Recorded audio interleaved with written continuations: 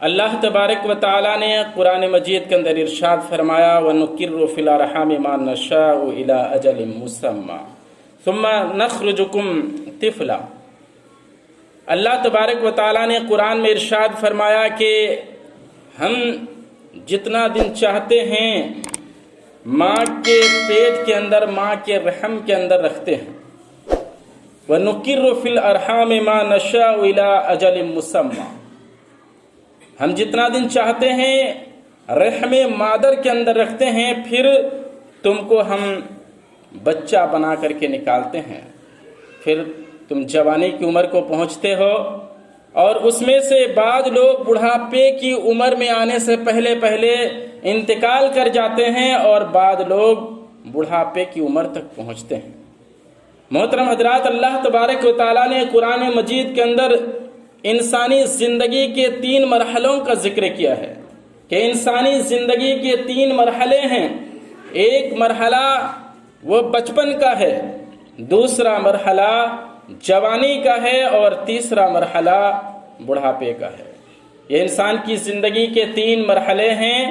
انسان انہی 3 مرحلوں میں اپنی زندگی کے اندر گزرتا ہے، لیکن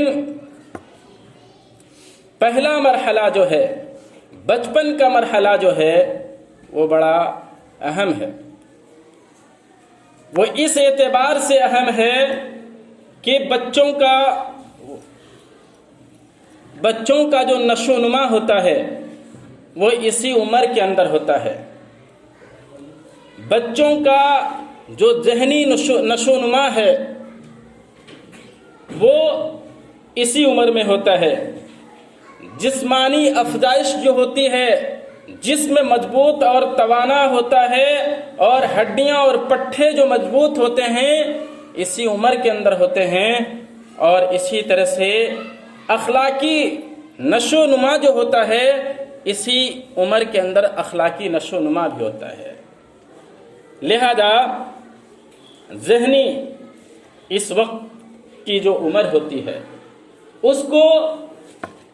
جس اخلاق پر ڈھال لیا جائے، جس ترتیب پر اس کو تربیت کی جائے، اس کے دل و دماغ میں وہ نقش کر جاتا ہے،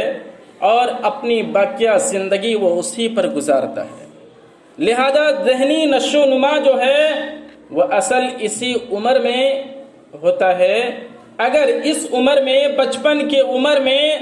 بچوں کا نشو و نما صحیح نہیں ہو پایا اور وہ پھر بالغ ہو گیا تو بچے کے بگڑنے کا کافی امکان ہوتا ہے۔ پھر وہ ماں باپ کے ہاتھ سے نکل چکے ہوتے ہیں، پھر ماں اور باپ شکایت کرتے ہیں کہ بچہ ہمارے انڈر سے نکل چکا ہے، ماں باپ کی فرمانی پر اتر آیا ہے۔ اصل وجہ یہ ہے کہ ہم نے اس کے بچپنے میں جو اس کے ذہنی نشو و نما کرنا تھا، اس کو جو ڈھالنا تھا، ہم نے اس کو ڈھالنے کا کام اس کے بچپنے میں نہیں کیا۔ اور ہم جو آج کے ڈیٹ میں، آج کے اس ٹائم میں بچوں کا جو نشو و نما، جو ذہنی نشو و نما ہوتا ہے وہ نہ کرنے کے کئی وجہ ہیں۔ اس میں سے ایک وجہ یہ بھی ہے کہ آج ہمارے گارجن اپنے بچوں پر وقت نہیں دیتے ہیں۔ مثال کے طور پر ایک آدمی ہے، صبح اٹھتا ہے، صبح میں وہ چائے کی دکان میں چلا گیا، کچھ دیر بعد ہوئی 8 بج گیا، وہ کام میں نکل گیا، 4 بجے 5 بجے شام کو جب گھر آیا تو پھر اپنا سامان رکھا، پھر بازار کی طرف نکل لیا، اور پھر وہ دیر رات کو اپنا گھر آتا ہے، تب تک بچے سو جاتے ہیں۔ اپنے بچوں کے پاس جو وقت نہیں گزارتے، ایسے بچے غالب گمان ہے کہ وہ بگڑ جائیں گے، کیونکہ ماں باپ کی محبت اور ماں باپ کی تربیت اسے حاصل نہیں ہو پائے گی، تو پھر وہ سماج میں، اڑوس پڑوس میں جو دیکھے گا، جس کے پاس جو سیکھ لیا وہی اخذ کر لے گا، اور وہی ذہنی نشو و نما اس کا پیدا ہو جائے گا، اور پھر وہ اسی راہ پر چل پڑے گا۔ اس لیے اس عمر میں بچوں کی ذہنی نشو و نما بہت ضروری ہے، اور اپنے بچوں کے لیے وقت نکالنا یہ بہت ضروری ہے۔ اسی طرح سے یہی وقت ہوتا ہے کہ جسمانی نشو و نما ہوتا ہے۔ جسم مضبوط ہوتا ہے، پٹھے مضبوط ہوتے ہیں، ہڈیاں مضبوط ہوتی ہیں، یہ وقت وہ ہے کہ ہم اسے جہاں ذہنی نشو و نما کریں، ذہنی تربیت کریں، وہیں ہم اپنی بساط بھر، اپنی حیثیت بھر، اپنی طاقت بھر اسے اچھا کھلانے کی کوشش کریں، تاکہ یہ عمر جو اس کے بہتر خون بننے کا، بہتر پٹھا بننے کا، بہتر جسم اور بہتر صحت بننے کا ہے، اس کو ہم نہ گنوائیں۔ یہ ہمارے بچے کے لیے بہتر ہوگا۔ لیکن ہمارا اس تعلق سے کیا رویہ ہے؟ اس تعلق سے ہمارا رویہ عام طور پر یہ ہوتا ہے کہ ہم صبح اٹھتے ہیں، بڑا ناانصافی اپنی اولاد کے ساتھ، بڑی ناانصافی اپنی بیوی کے ساتھ، بڑی ناانصافی اپنے بوڑھے ماں باپ کے ساتھ ہم لوگ کرتے ہیں۔ صبح کا وقت ہوتا ہے، ہم بستر سے اٹھنے کے بعد، منہ دھونے کے بعد، اور بعض لوگ تو بنا منہ دھوئے چائے کی دکان میں چلے گئے، چائے پیے، بسکٹ کھائے، اور اوپر سے سگریٹ، گٹکا، مدھو وغیرہ جو بھی کھایا۔ اس وقت صبح کے وقت اس کا بل بنا 15 سے لے کر کے 20 روپیہ، اور پھر جب 8 بج گیا، 9 بج گیا تو پھر نکل لیے حضرت ناشتے کے لیے، اور ناشتہ کیا کم از کم 20 روپے کا، 5 روپے کا چائے پیا، اور اوپر سے 5 روپیہ کا گٹکا چبا لیا، 30 روپیہ، یعنی 45-50 روپیہ کا صبح اپنے پیچھے خرچ کیا۔ لیکن جو معصوم چھوٹے چھوٹے بچے ہیں گھر میں، بیوی ہے جو 24 گھنٹہ نوکرانی سے زیادہ کام کرتی ہے، بوڑھے ماں باپ ہیں، اس کے لیے ہم نے کیا دیا؟ اس کے لیے 20 روپیہ اپنی اہلیہ کو تھما دیا، اپنی بیوی کو تھما دیا کہ چینی لے آنا 100 گرام، 5 روپے کی چپتی چائے پتی، اور 10 روپے کا موڑھی لے لینا۔ اور وہ چھوٹے سے معصوم بچے جس کو ابھی اچھے خوراک کی ضرورت تھی، جس کو جسمانی صحت، جسمانی نشو و نما کی اس وقت ضرورت تھی، دودھ چاہیے تھا، اس کو پھل چاہیے تھا، اور نہ ہو سکے تو کم از کم ہم اچھا جو اپنی بساط کی حیثیت سے اچھا ہونا تھا وہ ہم کو کھلانا تھا۔ لیکن ہم نے ایسا نہیں کیا، بیوی کو 20-25 روپیہ تھما دیا کہ یہ لو چائے بنا کے پی لینا۔ اب بوڑھے ماں باپ ہیں، وہ ڈوبی میں لے کر کے، برتن کٹوری میں لے کر کے وہ چائے پی رہے ہیں، چھوٹے بچے ہیں، اسی چائے کو پی کر کے دوپہر تک ان کو رہنا ہے۔ بیوی جو 24 گھنٹہ نوکرانی جیسا کام کرتی ہے، اسی چائے سے اس کو دوپہر تک رہنا ہے۔ بتائیے کہ ناانصافی نہیں ہے کیا ہم اپنے اولاد کے ساتھ؟ کیا ہماری ناانصافی نہیں ہے اپنی بیوی کے ساتھ؟ کیا ناانصافی نہیں ہے ہمارا اپنے بوڑھے ماں باپ کے ساتھ؟ اگر ہماری نیت صاف ہوتی، ہمارے اندر عدل کا پہلو ہوتا، ہمارے اندر انصاف کے پہلو ہوتا، ہم نے جو 50 روپے کا اپنے پیچھے خرچ کیا صبح، اگر ہم چاہتے تو بہترین روٹی سبزی کا ناشتہ ہو سکتا تھا، گھر میں دودھ آ سکتا تھا 50 روپے میں، اسی طرح سے اگر ہم چاہتے تو پراٹھا بھی بن سکتا تھا 50 روپے کا، بہترین ناشتہ بن سکتا تھا جو ہم نے 50 روپیہ اپنے پیچھے خرچ کیا۔ اپنے گھر کے معصوم بچوں کے لیے چائے کے لیے جو ہم نے 20 روپیہ دیا ہے، 50-20-70 روپیہ، 60-70 روپیہ میں گھر کے تمام افراد کے لیے ایک اچھا ناشتہ تیار ہو سکتا ہے۔ لیکن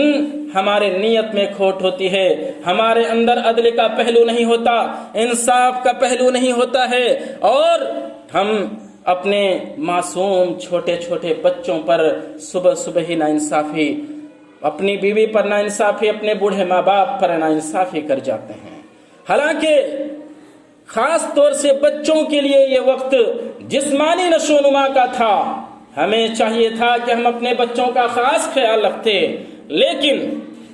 ہم ایسا نہیں کرتے۔ بس ہماری چائے ہونی چاہیے، ہمارا گٹکا اور ہمارا دھواں ہونا چاہیے، ہم اپنے بچوں پر دھیان نہیں دیتے، جبکہ یہ بچہ کے لیے جسمانی نشو و نما کا وقت تھا۔ اسی طرح سے بچپن کا دور وہ دور ہے کہ اسی وقت میں اس کے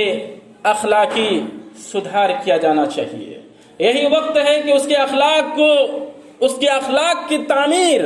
اس کے اخلاق کی ترتیب اس کے اخلاق کی تربیت کی جائے، لیکن ہم ایسا نہیں کرتے۔ اور ایسا نہ کرنے کے کارنوں میں سے ایک کارن یہ ہے کہ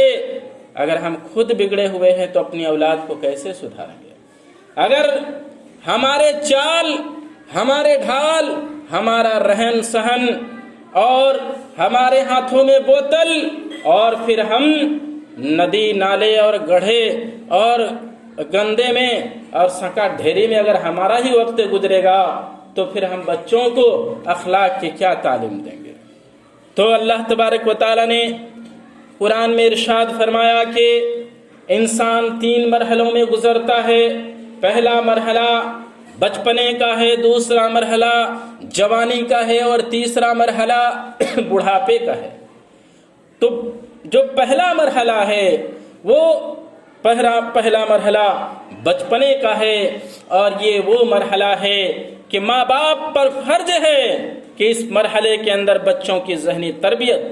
جسمانی نشو و نما اور اخلاقی تربیت کی جائے، یہ ماں باپ پر فرض ہے۔ اسی طرح سے اسی عمر میں بچوں کے لیے کیا ہے، اسی عمر میں بچوں کا ظاہری اور باطنی تربیت بھی کی جائے۔ یہ ظاہری اور باطنی تربیت کیا ہے بچوں کے لیے؟ یہ ظاہری تربیت یہ ہے کہ ہم اسے وجہ قطع اس کا کیسا ہے اس کی ہم دیکھ بھال کریں۔ وجہ قطع کا مطلب وہ بال کیسے کٹا رہا ہے۔ یہ جو آج کل بال کٹانے کا فیشن چلا ہے، جس میں یہاں یہ بال اڑا دیا جاتا ہے اور یہاں دھوپا کی طرح رکھا جاتا ہے، تو سن لیجیے اللہ کے رسول صلی اللہ علیہ وسلم کی حدیث ہے۔ اللہ کے رسول صلی اللہ علیہ وسلم نے نہا رسول اللہ صلی اللہ علیہ وسلم عن الوجع،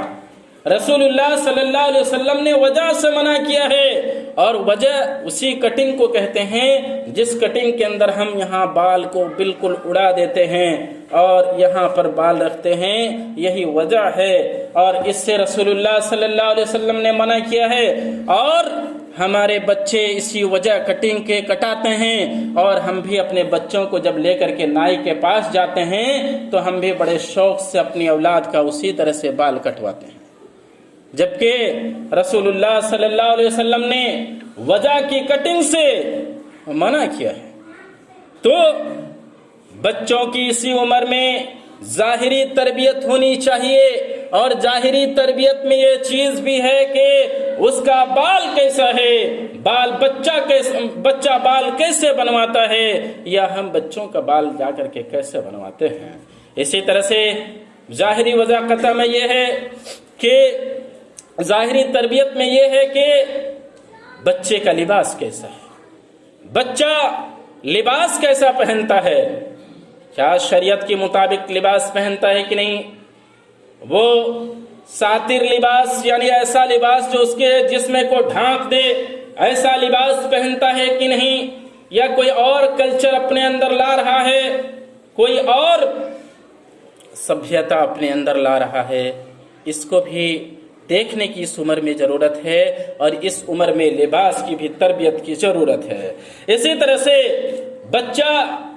کھانے میں، پینے میں کیا حلال اور پاکیزہ چیزوں کو کھا رہا ہے، یا پھر اس کا دل و دماغ حرام چیزوں کے کھانے اور پینے کی طرف مائل ہو رہا ہے، اس کی بھی تربیت اس عمر میں ضروری ہے، اور یہ ظاہری تربیت ہے۔ اسی طرح سے بچہ کہاں اٹھ رہا ہے، کہاں بیٹھ رہا ہے، کس کے ساتھ جا رہا ہے، کس کے ساتھ آ رہا ہے، اس کا رہن سہن کیسا ہے، یہ بھی ظاہری تربیت ہے، اور یہ بھی ہم کو اپنے نگاہ میں رکھنا ہے اور اس کی بھی تربیت کرنی ہے۔ اسی طرح سے بچہ بالغ ہو گیا، اب کمانے کے لائق ہو گیا، وہ کما رہا ہے، تو جب کمانے لگا تو اس کا ذریعہ معاش جو ہے، اس کا دھندا پانی جو ہے وہ حلال ہے یا حرام ہے، یہ بھی دیکھنا ہوگا، اور یہ بھی ظاہری تربیت ہے، اور اس میں بھی ہماری نگاہ اور نظر ہونی چاہیے کہ بچہ کہیں حرام طریقے سے کما تو نہیں رہا ہے۔ اسی طرح سے آج کے دور میں موبائل ہے، موبائل میں بچے طرح طرح کے گیم اور طرح طرح کی چیزیں دیکھتے ہیں، سیکھتے ہیں، دکھاتے ہیں، فارورڈ کرتے ہیں اور کیا کیا کرتے ہیں، اس کی بھی نگاہ ضروری ہے، اس میں بھی تربیت ضروری ہے۔ یہ سب ظاہری تربیت ہے جو ایک ماں پر، ایک باپ پر فرض ہوتا ہے کہ اپنی اولاد کے لیے اس عمر میں وہ ظاہری تربیت کرے، اور اسی طرح سے ایک ماں پر، ایک باپ پر اپنی اولاد کے لیے ضروری ہے کہ اس کی باطنی تربیت کرے۔ اور باطنی تربیت کیا ہے کہ اس کے اندر عقیدہ مضبوط کرے، اسے بتائے کہ ہمارا ایک خالق ہے، مالک ہے، اور وہ اللہ تبارک و تعالی ہے، وہی ہمیں روزی دیتا ہے، وہی زندگی دیتا ہے، وہی مارتا ہے، اسی اللہ تبارک و تعالی کی عبادت کرنی ہے، اس کی نافرمانی نہیں کرنی ہے۔ اور محمد الرسول اللہ صلی اللہ علیہ وسلم ہمارے آخری نبی ہیں، آپ صلی اللہ علیہ وسلم کی عزت احترام اور آپ کی اطاعت ہمارے اوپر لازمی اور ضروری ہے، اس چیز کی ہمیں تعلیم دینی ہے، اور یہ باطنی تربیت ہے۔ اسی طرح سے جنت کے بارے میں اسے تعلیم دینی ہے، جہنم کے بارے میں تعلیم دینی ہے، فرشتے کے بارے میں تعلیم دینی ہے، قرآن کے بارے میں تعلیم دینی ہے۔ قرآن کیا ہے؟ ہم مسلمان ہیں، ہم مومن ہیں، مسلمان پر کیا فرض ہے، مومن پر کیا فرض ہے، کیا ہمارے لیے حلال ہے، کیا ہمارے لیے حرام ہے، ہماری زندگی کا معیار کیا ہونا چاہیے، یہ باطنی تربیت ہے۔ اور ایک ماں باپ پر فرض ہے کہ اپنی اولاد کے لیے ظاہری اور باطنی تربیت دونوں کرے۔ تو محترم حضرات، اللہ تبارک و تعالیٰ نے بیان کیا کہ ایک انسان اپنی زندگی کے 3 مرحلے سے گزرتا ہے، بچپن سے،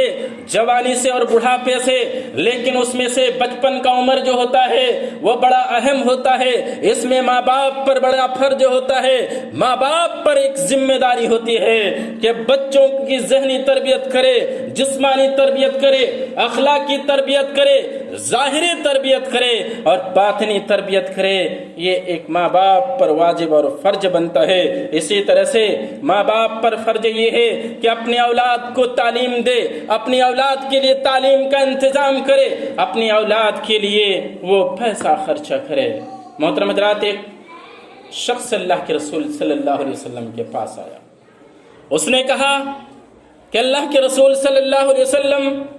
میرے پاس 1 دینار ہے، میں کس پر خرچ کروں؟ دینار اس وقت عرب کے اندر سونے کا سکہ چلتا تھا۔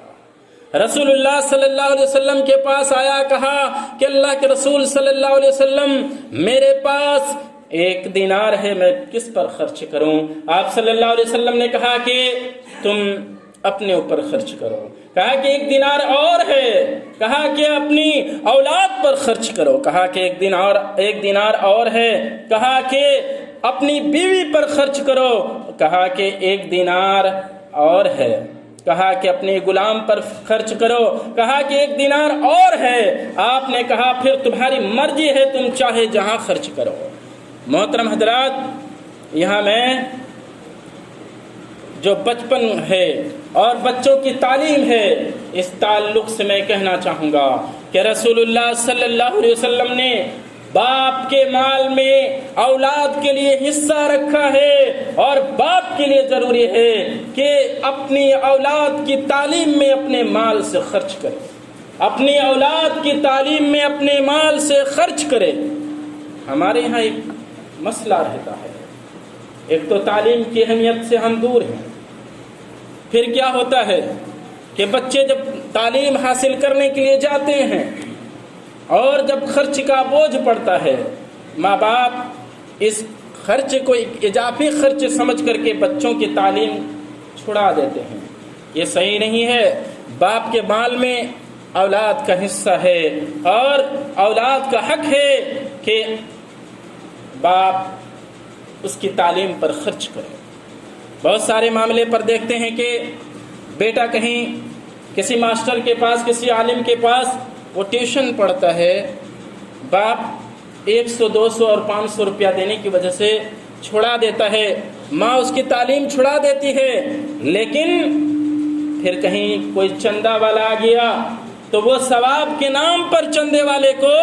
100 روپیہ 200 روپیہ دے دیتے ہیں، لیکن اپنے ماسٹر صاحب کے لیے، اپنے عالم صاحب کے لیے 200 روپیہ دینے کی ضرورت ہے تو بچے کی تعلیم کو چھڑا دیتے ہیں، بچے کے کتاب کی ضرورت ہے تعلیم چھڑا دیتے ہیں، لیکن کہیں چندے کی بات آتی ہے تو فوراً دے دیتے ہیں۔ میں یہ نہیں کہتا کہ آپ چندہ مت دیجیے، لیکن چندہ آپ بے شک دیجیے، آپ کے مال میں غریب کا، فقیر مسکین کا حق ہے، آپ بے شک ان کو دیجیے، لیکن آپ کی اولاد کا جو آپ کے مال پر خاص حق ہے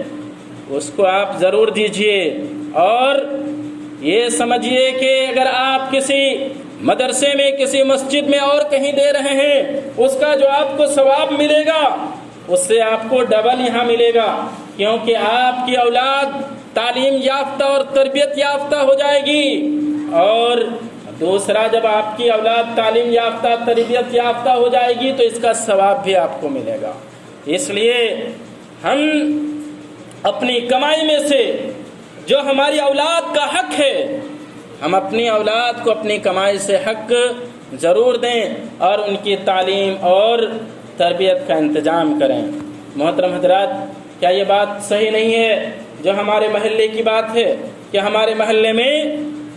کوئی بھی ایسا لڑکا نہیں ہے جو اعلیٰ تعلیم حاصل کر رہا ہے، کوئی ایسا لڑکا نہیں ہے اس وقت فی الحال جو کہ فضیلت کی تعلیم حاصل کر رہا ہو، کوئی ایسا نہیں ہے اس وقت فی الحال ہمارے محلے میں کہ جو حفظ مکمل کرنے کے حد میں ہے، کوئی ایسا لڑکا ہمارے محلے میں نہیں ہے کہ وہ انجینئرنگ کی پڑھائی کر رہا ہو، کوئی لڑکا ایسا نہیں ہے کہ ڈاکٹری کی پڑھائی کر رہا ہو، کوئی لڑکا ایسا نہیں ہے ہمارے محلے میں اس وقت کہ وہ اکاؤنٹیٹر کی پڑھائی کر رہا ہو یا اعلیٰ تعلیم کسی بھی میدان میں ہو۔ ہمارے محلے میں کوئی لڑکا اعلیٰ تعلیم نہیں حاصل کر رہا ہے۔ اس لیے میں گزارش کروں گا تمام سامعین سے، تمام حاضرین سے کہ آپ کے مال میں آپ کی اولاد کا حق ہے،